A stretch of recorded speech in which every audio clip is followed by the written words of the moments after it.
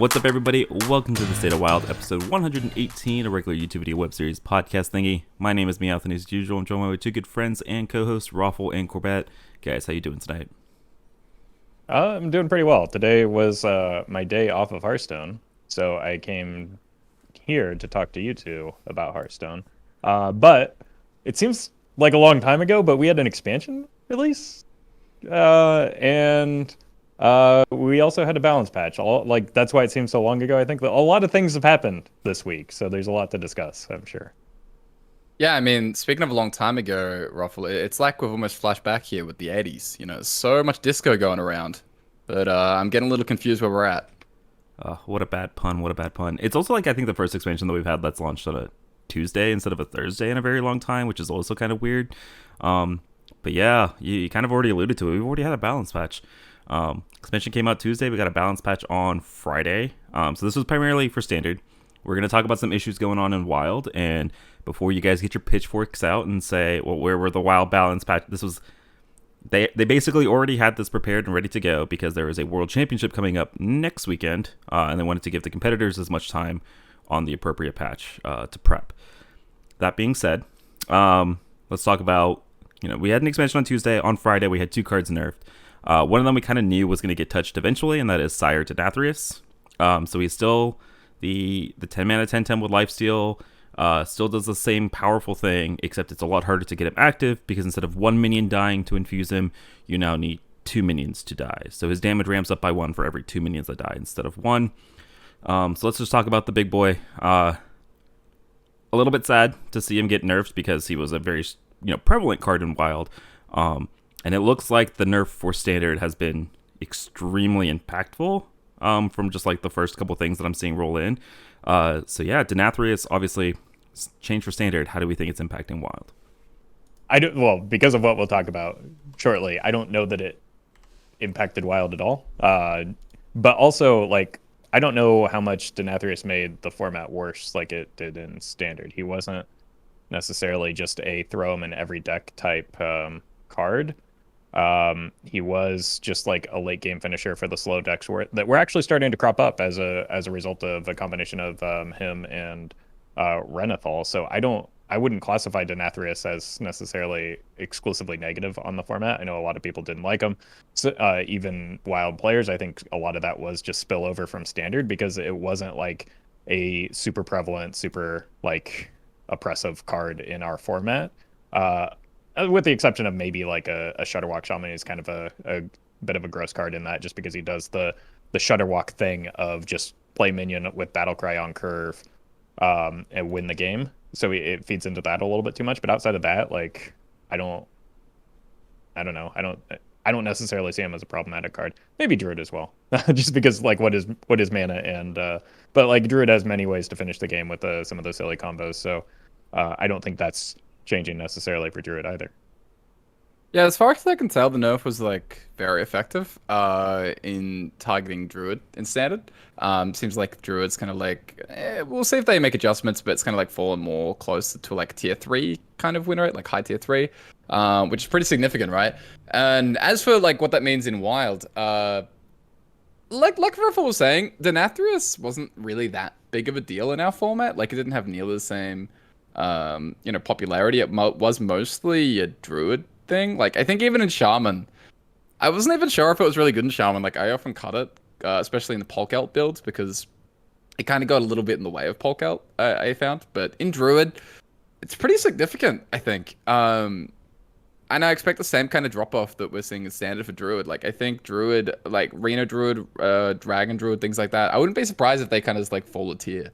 I played a little bit with the Denathrius, and I really felt the nerf. It just wasn't nearly as much damage, off. So it was pretty rough. So yeah, a bit of a tough time for Druid, which was already good, but not one of the absolute best classes before the expansion. And I mean, after the expansion launch, well, I mean, there's not that much good stuff going on. So Druid hasn't been fantastic. Since then. Yeah, Denathrius was never really the broken thing in Druid that I feel like you were complaining about, right? Like Roffle kind of alluded, there's a million different win conditions for Druid, and Denathrius was just the simplest one to kind of slot in that synergized with the stupid gloop stuff that you were already doing. And so, yeah, now you just play like the Bran Astal or Noob, or you play the Onyxias, right? And like, I don't know how much removing Denathrius, like, it's going to obviously make it worse, right? There's a reason we played Denathrius, but it's not going to cripple the class like it might be doing in Standard. Yeah, and you brought up Astolar. I wonder, in both of those decks, I wonder how much he's just going to like slot in to do that same job that was already being done by Denathrius for those two decks, just because it kind of the last version of him just kind of does a Denathrius impression anyway. Yeah, like definitely like Aslo's great. So it's not like the deck is gonna be inept in the late game. But it matters. Like Denathrius was your best finisher, like especially with like Floop and the brand stuff. Like you could do so much with that. Yeah. So yeah, it's significant for sure. All right, now let's talk about the one that's going to make Corb sad. Let's talk about Shock Spitter. Shock Spitter Hunter was around for like 2 days, and then it got nerfed very, very quickly. I think as Roffle was recording a YouTube video, it got nerfed. Like while you were streaming. I was gonna make a YouTube video. I was gonna do one as well. It was my first game. My first game, somebody was like talking about these balance patch, and I'm like, oh great, I guess I better edit this video quickly. And it's like, no, it's out now. And I was like, I did some whiplash. I was like, I didn't get to play a single Shock Spitter at 2 mana before like it got nerfed out from under me. Yeah. So Shock Spitter going from a 2 mana 2/2 beast that deals damage equal to the number of hero attacks is now a 3 mana 2/2. Doesn't even get the stat increase to compensate. Okay, I'm gonna preface this. Core built Shock Spitter Hunter in Wild. It was fun. It was doing okay, right? Like it had a decent win rate. Now I think it's just completely unplayable, right? Like it's 3 mana compared to 2 is a huge deal when you're trying to play a combo deck in our format. Yeah, Ruffle, did you actually try the 3 mana version when the hotfix went live? Yeah, it was bad. Yes. Especially like I think maybe one time I actually got to play a Shock Spitter with Bran on the board, just because like that mana increase makes it severely limiting with the Bran. The only time you have any hope at all of like comboing it with Bran, which used to be like the primary like play for the deck, is if you hit it off a harpoon gun, but now it still costs 1 instead of 0, which again becomes limiting. So yeah, like I hit people for 3 mana Pyroblast, which is pretty cool quite often, but it was happening way later than like the Wild format needs. So it was just like, it was me like, feeding a little bit of jank at Diamond 5. I'm so sad, man. I'm so sad. Like this was my baby, and I only had it for 2 days. I think I might have played more Shock Hunter in Wild than any other person, because that's all I did for like 2 days. It was great, and no one else is ever gonna know the joy that I got to enjoy with this beautiful deck. Yeah. At least we got chat to Pepe Spit for 2 days, and now you can remove the emote from your channel because nobody's ever gonna see this card ever again, right? Like I was interested in this card in like even just like something like Beast Hunter. I was like, it's honestly probably good enough in a deck like that, and now it's just you don't entertain it at all. I think maybe you still consider it in like an aggressive Reno Hunter. Like it's still like a 3 mana Fireball would still be good if you've already got like the candle shots and early game weapons in there. I think it's still a decent card for over the top burst. It's just not like absurd. Yeah, well, we need absurd in this format to compete with what is now the big bad. We didn't have this really happen last expansion. I feel like, well, did Switcheroo come out last expansion? I don't remember when Switcheroo came out. That was 2 expansions ago. Yeah, so we got an expansion off of a broken deck, Breaking Wild, when a new expansion launched. Brack at it again. Discard Warlock. We talked on the podcast last week of, yeah, this deck's gonna be good, right? We think it's gonna be good. I don't think any of us really predicted it was gonna be this good. The deck is kind of busted. And I know, Corb, you just made a YouTube video, and I highly recommend everybody go check it out. And so I'm just going to let you kind of take it away to lead the first part of this discussion here about what is Discard Warlock and why is it terrorizing the format. Yeah, so Disco Warlock is... the reason it's terrorizing the format is because it's the only thing that you see on ladder, basically. The matchup spread for the deck is like super flat. Everyone seems super excited to play it. The win rate's fantastic. Kind of close to uncounterable because again, like super high roll decks are traditionally like very hard to counter because they just beat sort of everything when they pop off. So in terms of popularity, like again, when I was making the video, I kind of looked at all this stuff. It's pretty incredible. Like the popularity of the deck at like Diamond through Legend since the expansion is about 30%, and then at Upper Diamond it's 40%, which is like for Wild, that's insane. Like a format that generally, leans towards more diversity. 40% at Upper Diamond is honestly incredible. Like traditionally, once you start seeing like a 20% number, that's about as high as it gets when we're talking about things like Pirate Warrior or, uh, like not even like like old Secret Mage, like way back at Old Doom Secret Mage. Like that's the kind of 20% number you see. 40% is nuts. It's like again, I went looking for like Demon Seed numbers, like Questlock, and I think that's about where it was at. It's about 40%. So that's the land we live in right now. It's a lot. The win rates are good, but it's important to remember as well when a deck is facing that many mirrors that the win rate is going to be deflated. Because only one Disco Warlock can win at a time in a mirror match. So yeah, like the win rate is really good. It looks like it's like 53, 54% overall, but if you exclude the mirrors, it's more like 55, 56. So typical like very good tier 1 win rate. So yeah, Disco Warlock completely broken, and Roffle and I both look like idiots for not having Soul Barrage in our top 5 most powerful cards. Let's so go. Good for us. True. And I think that Meowth mentioned that there was no broken card released in last set, but I would counter that with the fact that like Tome Tampering is now broken, but not for the reason that people thought it would be. Like it's not doing the thing that people assumed it would be broken for. It's doing something honestly kind of scarier. It's like it's doing a bunch of damage on turn 3 or 4 and refilling the hand while vomiting onto the board. So you're actually paying 0 mana for a lot of these minions rather than 1 mana for them later, like people anticipated. So yeah, I think that Soul Barrage is certainly a great addition.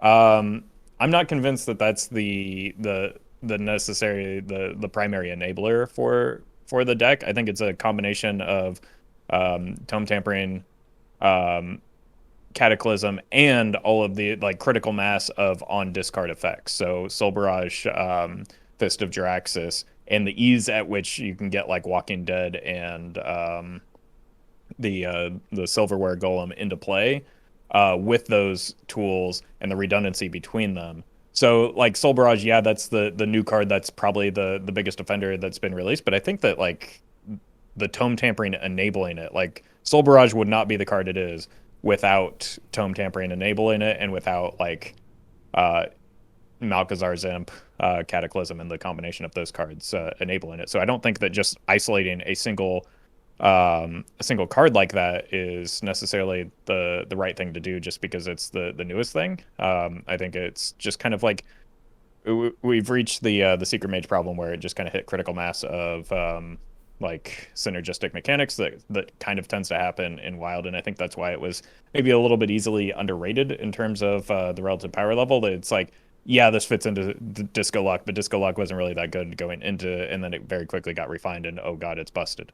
I think the balance in it is maybe a bit more difficult than just singling out an individual card as well, other than maybe touching Malchezaar's Imp or potentially even Tome Tampering, because I think that there is a way that you could adjust Tome Tampering to sort of retain the intent of the card without making it do the broken thing in discard Warlock, where essentially you're just reducing the cost of everything in hand to 1, then shuffling it in without with shuffling those exact cards in without discarding them or whatever the case may be, so that you're not like involving the discard in any way, because that seems to be the troublesome issue right now, especially when paired with Imp, or just simply reducing the number of cards that Malchezaar's Imp draws, because like being able to vomit damage and minions into play while drawing cards is kind of silly. I would rather maybe go for Tome Tampering, just because like Malchezaar's Imp is a card that has seen play and has done a job in the past, and it wasn't until like the mass hand discard that it really became a problem, I think. Yeah. Just a short second here. That does make me 2 for 2 because I did call tone tampering last expansion too, and now I finally got there. No, I mean I totally agree with you. It just does everything I think too well, right? Like if you're a board based deck, it's got the cataclysms and all the from hand damage to clear the board while developing tempo. If you're a control deck, it's got so much damage from hand, and it's like burst damage, right? So you can't even really like Reno it, right? If you're like below 30, you're in danger of dying.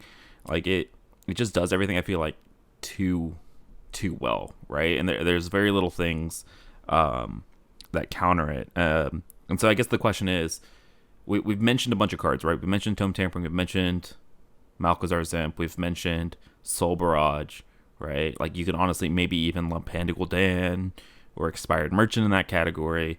Like how do you touch this, right? Like this is, I think, very obviously a problem that should be addressed, right? If not even from a power standpoint, right? Like it's at a population point where I feel like something is going to be done, and that's a very hopeful sound voice. But no, I think population is definitely a key metric that they're looking at, and I think relative strength too. If you look, like, it's not a perfect measurement, but like if you look at the class win rates for Wild on HS Replay across all ranks, Warlock is the only class with a positive win rate right now, like, and has been all week. That the only time that I remember that happening in the past was recently with Big Rogue, and they stepped in because like that was clearly not only a problematic deck in terms of play pattern, but also its strength was unreal.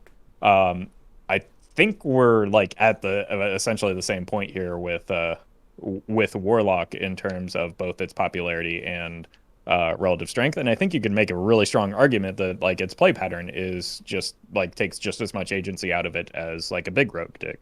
Like you have a lot more non-games than you do in the typical deck that they've just let fly with discard Warlock. So I would expect an intervention. Again, I see Tome Tampering as potentially the easiest target to hit because it's a newer card. It wasn't really doing this type of thing until just right now.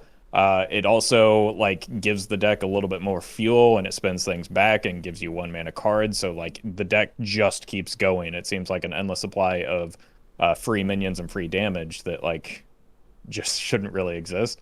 The only other thing that, like I said, I could see being hit is maybe a Malchezaar Zemp, but like again, that's a nostalgic card that like was in the more just minion tempo based versions of discard Warlock that we have seen in the past, and people like had no problem with because it played fairly. I don't know. So I think Tome Tampering is probably the easiest card to touch. Yeah, I feel very confident, very, very confident that this would get changed on the first balance patch.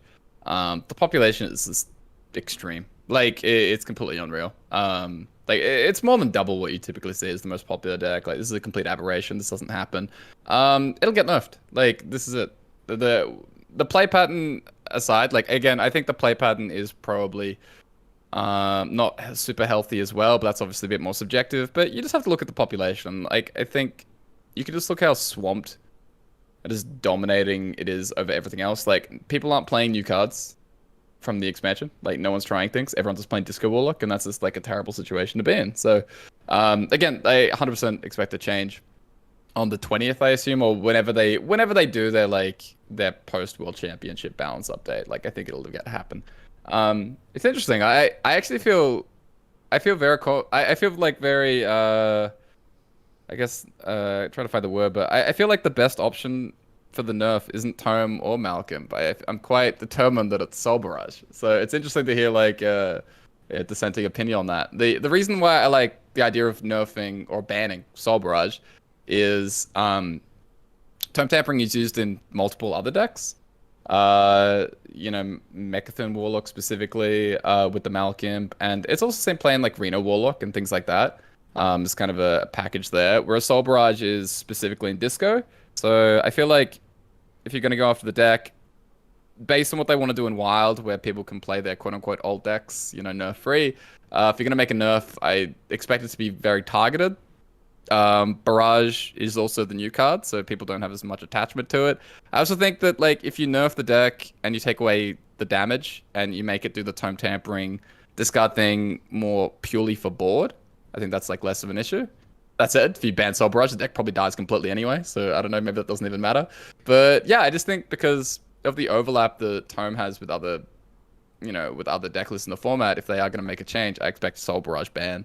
And this seems like the best solution to me by far. But I'm interested in hearing more of you guys because it seems like you guys disagree a little bit on that. Well, I just personally think that like the imp tome tampering, even in a Mechathune situation, is a little bit like, it has future concerns as well. Like that's why people kind of assume that tome tampering was going to be broken to begin with, is because of like what it could theoretically enable in the future. And with something like a Reno lock, even like I don't necessarily, or what I think tome tampering was meant to do, the discarding aspect of it was maybe like an unintended side effect of just like getting rid of the current costed cards, I think. So I don't think the intent was to draw a bunch of cards off of it with Malchezaar Simp like people are doing. And I also just prefer cards not getting banned because like Soul Barrage could be an interesting card outside of like discarding 3 of them with a Tome Tampering or a Cataclysm. Well, tomes and standard, right? So like if you're going Right. after that, that's a ban as well. No, not necessarily. Like if you again just change it to remove the discarding portion of it so that you end up shuffling one Oh, okay. cost. You're right. If you just get rid of the discard effect, like that changes that allows for like I think the intended purpose of the card without including sort of the side effect of dumping Soul Barrage's fists and like drawing a bunch of cards off of Imp. Yeah, so you're saying like shuffle a copy of your hand into your deck. But I don't know. How do you word that without like getting I don't rid of your portion? Yeah. Right. It would just be like reduce the cost of cards in your hand, put them at the bottom of your deck, or put them in your deck because similar to like what a Spinley does, so that they retain their cost. Well, So you reduce them. I think the issue is that standard doesn't have many discarding enabling cards. Like it Right. doesn't have many discarders at all. So Right. like they recently printed a whole I bunch of like see. discard support. Okay. Like it's essentially deleting like a lot of these cards like Soul Barrage from standard. So that's why I feel like if it is tome, it's a standard card. It's a ban. Like that's just what they do. They ban cards. So Well, it would have to be no. Malcolm if they wanted to nerf Wild specifically. yeah. No, that's fair. I just I guess I was trying to find a way that wasn't just ban a card because that That sucks. Yeah. well, and not only that, like it's sort of it's just a kick in the can down the road, right? Because like that card rotates eventually. What are you going to do when Soul Barrage rotates? Like how do you fix the card when it rotates? Like you're prolonging that problem anyway. Yeah, I mean, I see the logic behind all the arguments. I can see the logic behind. I don't think they'll rework tome tampering, even if it is the best option to like rework a card. They've shown that they aren't going to do that, especially for a standard card. So it's like weighing up what a tome tampering ban versus a Soul Barrage ban versus something like a I don't know Malcolm nerf or something. Yeah. Or, No, if we're talking about most likely, it's going to be Soul Barrage ban, Malchezaar's Imp change, and then like Tome Tampering change is way down below. I'm not talking about what I think will happen. I'm talking about what I personally would like to see happen. I think that a Soul Barrage ban is probably the most likely outcome here. Yeah, and I will say, related to that, like personally, I would rather them hit something like Tome Tampering and not Soul Barrage and allow Soul Barrage to be played in kind of like an aggro discard Warlock like it's probably intended to be, right? Where you aren't just vomit hand, right, with this Tome Tampering, deal a bunch of damage, develop like 15/15 worth of stats, draw 9 cards, right? And if you're going to vomit your hand, make the 15/15, you don't get the reload with the Malchezaar Zimp necessarily. And so that's what I would kind of like to see happen is the ban to Tome Tampering. Like, I know you mentioned stuff like Mechathune Warlock. I'm just going to come out and say it. Like, I personally don't think that the play pattern of Mechathune Warlocks or Mechathune decks in general is great. And so I don't mind it. I know that's a me opinion and not a widespread opinion. So, like, I wouldn't mind Mechathune Warlock having to kind of lose the Tome Tampering in order to make Discard Warlock more fair. I think that also it doesn't kill like Megathune Yeah. Warlock. It kills a version of it that we don't even necessarily know is optimal. That is more high rolly. That is actually less similar to a nostalgic deck that people are used to in the format too. So I don't know that the tome tampering version of Megathune Warlock. Like I'm with you on that one. I'm not going to agree for that one. While I personally like Mechathune Warlock existing in the format, I think that that's fine. I don't necessarily think that the swinging nature of the tome tampering version is necessarily a good thing. Like, oops, they did like uh, imp tome tampering on 4 into they drew Jailer Mechathune Cataclysm, so they combo on 5. Like, I don't think that's I don't think that's a good version of the deck, and I don't think that that's one that needs to exist in the format. Yeah. So I think we're all on the same page of something's going to happen to this deck in a week and a half. We kind of are varying on what we think is the optimal thing, right? And I think Disco Warlock is in like a Secret Mage position, like you mentioned, where you can hit like any of like 4 or 5 cards. I feel like, or if they want to be really really loud on the touches, I could see them touching something like, I don't know, Hand of Gul'dan, maybe. I think that's a little bit, weak of a touch, and I think it's really 3 options, right? Malcolm, Tome Tampering, and the Soul Barrage, and it's, I don't know. I'm interested to see what they do. I also think this is really weird that for the first time I feel like on this podcast in a long time, we're very confident they're gonna make changes. Like normally, I know normally we're like the exact opposite of guys, don't get your hopes up, right? They never do wild change. Like, I love how all 3 of us are very confident there's something that's gonna happen. Because I think, to Corb's point, like, we haven't seen a deck with this much popularity before that wasn't touched. Like, the closest is probably Questline Warlock and Big Rogue in the past. Like, this is uncharted territory, and every time that we've been anywhere near this territory in the past, they have intervened. So, like, I think it's reasonable to expect it this time. I don't think it was necessarily like people being upset that it didn't happen 3 days after the expansion, when like the stated purpose for those balance changes was the World Championship, was reasonable. But I think it's reasonable to expect in the near future that we do get changes. Yeah, I think they should like just about never make a change that early for Wild. Like 2 or 3 days. Like, unless there's something, I don't know, never's a very strong word, but yeah, like unless it's something right, like unless it's something that's like completely either like sort of a literal game breaking bug. Like, if they had just taken out Stealer after 3 days, like I don't think anyone would have, like, if they did it, it would have been fine. Or if there was, like a deck that was approaching like 70% of the format, sure. But I'm not that upset. Like, whatever. Like, it'll be happening on the first balance patch that they can get it. So it is what it is.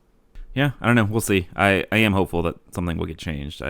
If you guys are listening, let us know down in the comments what you think is going to be what's going to be nerf versus what you think the best nerf is going to be, or ban. It's probably likely going to be a ban based on our conversation here.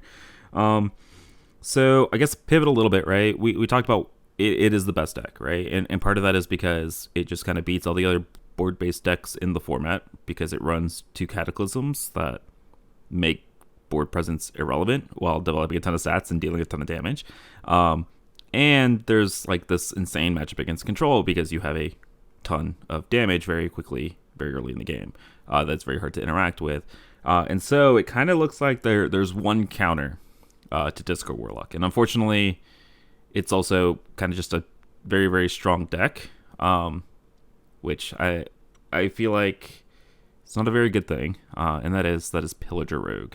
I'm not going to lie to you, I haven't played much of Ladder, because right now it's all Discard Warlock and Pillager Rogue on Ladder. And this is at High Legend, and so I'm curious. I know, Corb, I think you've said your experiences are similar. I'm curious, Roffle, are you seeing a ton of Pillager Rogue? And has it trickled down because it's good into something like Discard Warlock? I think I've seen one Pillager Rogue, and it botched the combo against me. So no, Pillager Rogue is historically not a deck that makes its way down below not even in low legend. Like it is No. pretty exclusive to high legend in terms of like popularity. Um, because I because you know, even at those lower ranks, I think that like you aren't necessarily likely to have as predictable of a metagame as part of it. It is partially because, you know, high skill cap deck, and you know, it's not necessarily straightforward to play. The combos take time to learn, and it takes practice to recognize them or to count the damage. But it is also primarily, I think, like you can have a better assessment of what your matchups are going to be when you're queuing at high legend because your player base is significantly crammed in. So if you're climbing ranks right now, which is what high legend players are doing, you're likely to be playing disco lock. So if you're queuing into people that are climbing ranks, you know that Pillager is a good bet for that.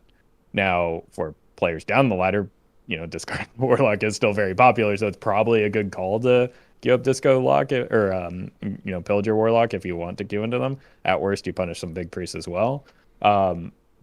But maybe they don't have as high a success rate because they aren't as familiar with the deck because they haven't been playing it for like 6 straight expansions, even when it wasn't a good deck, let alone, you know, a strong contender at high ranks like some of the top legend players asserted it to be. So, yeah, it's just never really been a deck that, you know, finds its way down. I've seen more Mine Rogues than Pillager Rogue, and I don't think Mine Rogue is nearly in the same category as um, either a counter to discard Warlock or as just like a deck to play for as Pillager Rogue is. So Corb, I know when we were in like reveal and Theorycraft season, you were like, it's good in Pillager Rogue, it's gonna make it better, and I feel like we've been saying that for like 4 or 5 straight expansions now. Have we finally hit the point where Pillager Rogue is no longer tier 4? Only diehards claim it's a good deck to like actually tier 1 meta deck right now in Wild. Well, yeah, I mean, we had that last expansion. We did our last VS report, and it was tier 2, but at high legend, and it's gotten better. Like it's gotten better than tier 2. So I'll leave you to figure out the math on that one, where that leads. But you don't have to be a pillager expert to figure that one out. So the concerns that I'm hearing from high legend players, like there are people that want this deck nerfed. You know, like they're like, okay, so they're gonna have to nerf Disco, but don't worry, guys. Like, Pillager's killing on turn 4 consistently, so they're probably gonna nerf this. Guys, they're not nerfing this. Like, this isn't happening, okay? We need to get this out there. Very, very confident Disco Warlock is getting changed. Very, very confident Pillager is not getting touched. Like, unless something accidentally happens from Standard, no shot. And the reason is, because, like Roffle said, the deck doesn't exist at, like, low legend. Who cares? Like, the deck doesn't affect 99.9% of the player base. Like, it does not matter to the vast majority of players. They're not going to intervene and make a wild change for something that only affects the top 0.01% of people. That's just how it works. Like, that's also the top 0.1% of wild people. So like that's even right. less likely to be on the table for it. So yeah, you're exactly right. I'm in complete agreement with you there. I don't, there's a good chance it's not even remotely on their radar as like a deck that they're aware of or you know, keeping an eye on. You know, maybe if it shows up in their clusters when they're looking at the data, but I don't know how often they actually look at data for Wild other than when things hit like a population critical mass. Yeah, the like Dark Lair was around for a year basically. After its initial nerf, right? That deck disappeared from low legend. It was very popular, and that's why it got nerfed at first, with, like diamond ranks and things. It was very popular at the start. After it got nerfed, it became like high legend special. It was still way more popular than Pillager. Like it got up to like 5, 6, 7% sometimes at diamond, but you know, it was a tier 1 deck, was really good. Super disgusting board swings as early as turn 3 and turn 4. Never got hit. Never got touched until like the quest line came out.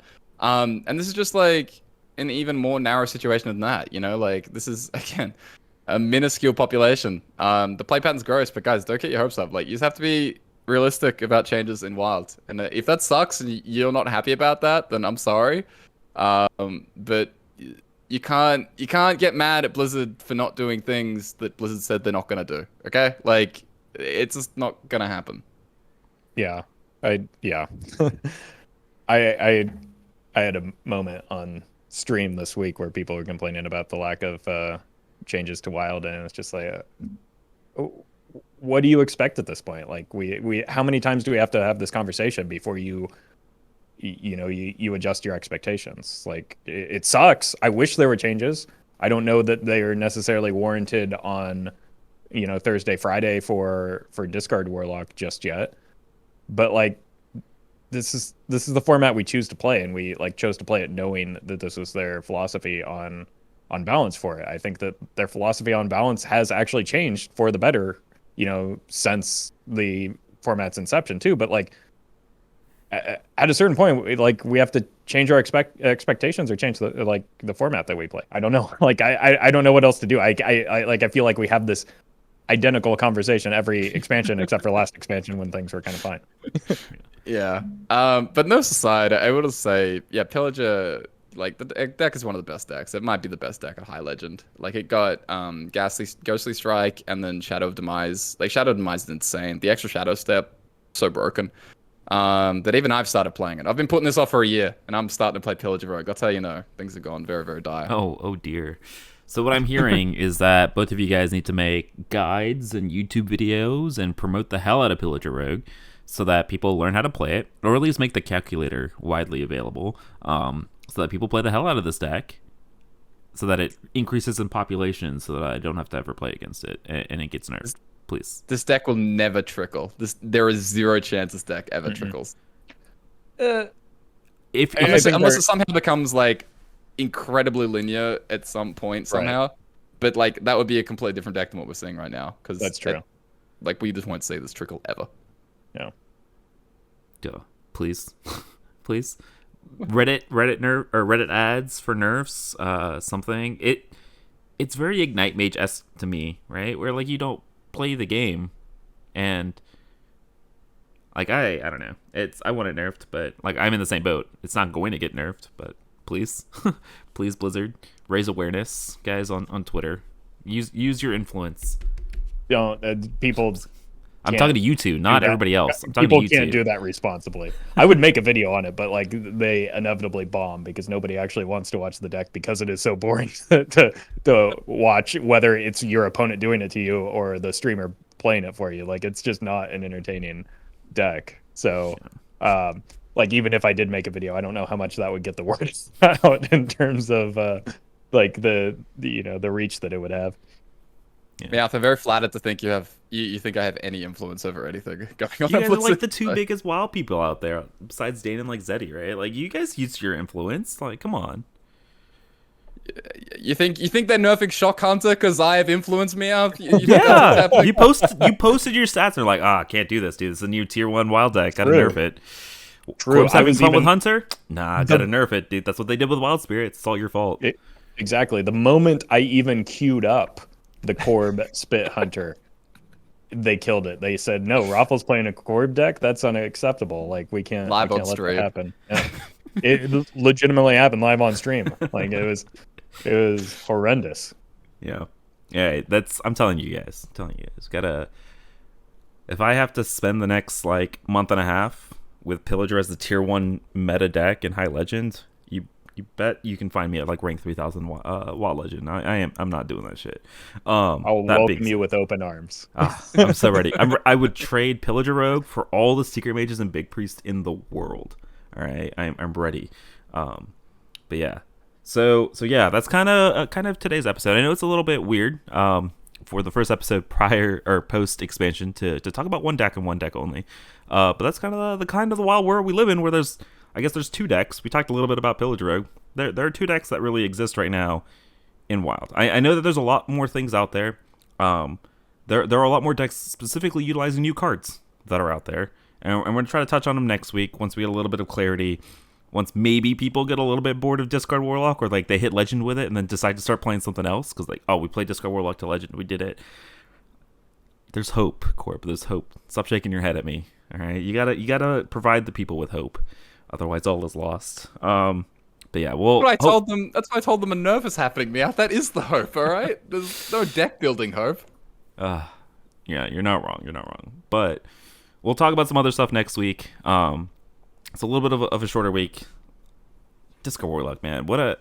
I know we talked about how good it was going to be. I don't think any of the three of us said it was going to be this busted though. This is insane. Yeah. I remember in the theory crafting streams, like we played it a little off, and then it was like, oh my god, this is broken. But then the actual theory crafting thing, it didn't feel as good, and I was less confident.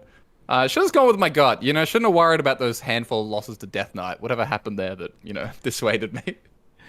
Yeah. Well, I think that you couldn't really run the optimal list because of the deck building restrictions. So like on stream, you had to cram in a crummy legendary or something just to fit the deck building requirements. So maybe that's part of why it escaped. And also like you do the Cataclysm thing like 2 or 3 times, and you're like, okay, well, I'm done with it. So you don't really play it that much either, right?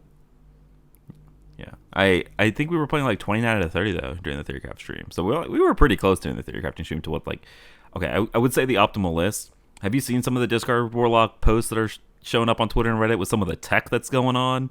There The is some Ashen wild Elemental, stuff. the Ashen Elemental tech is popping up. I'm so proud. For those of you guys that are out of the know, let me just there are lists that are running Dirty Rats, Curse of Agonies, Ashen Elementals, Cult Neophytes, Lothebs.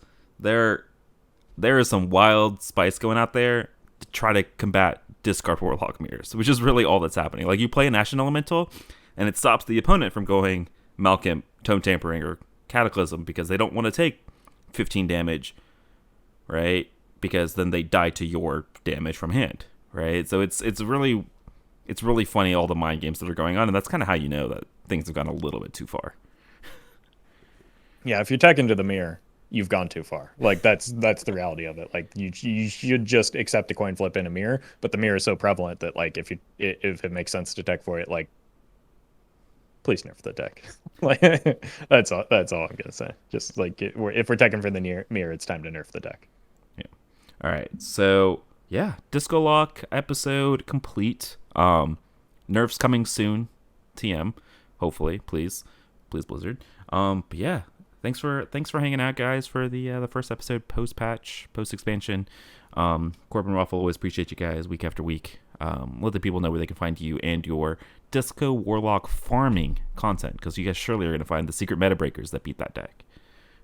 No, definitely not. That is not my goal. You can find me conceding to every discard Warlock that I queue into at twitch.tv/Roffle or YouTube at Roffle. And you can find me on Twitch at Corbett, or you can find me with Corbettgames on Twitter and YouTube. Thanks. Yeah, you guys can find me at Get Me Off on all those platforms. Thanks for listening all the way to the end. If you guys enjoyed the podcast, make sure you guys leave a like and rate, 5-star rating, and all that kind of good stuff. Thanks for hanging out. We'll see you guys again next week with hopefully some better news and some spicier decks.